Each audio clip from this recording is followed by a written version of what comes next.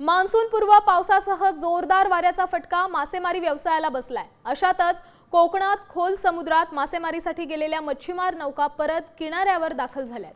त्यामुळे यंदाचा हंगाम संपण्यापूर्वीच नौका नांगरून ठेवण्याची वेळ मच्छीमारांवर आली आहे। मासेमारी बंद झाल्याचा फटका मच्छीमारांना बसला असून आवक घटल्यामुळे माशांचे दरही वाढलेत। आपण पाहू शकतोय समुद्रकिनारी नौका विसावल्यात।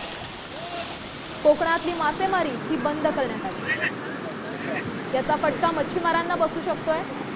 आर्थिक दृष्ट्या त्यांचं नुकसान होऊ शकतं।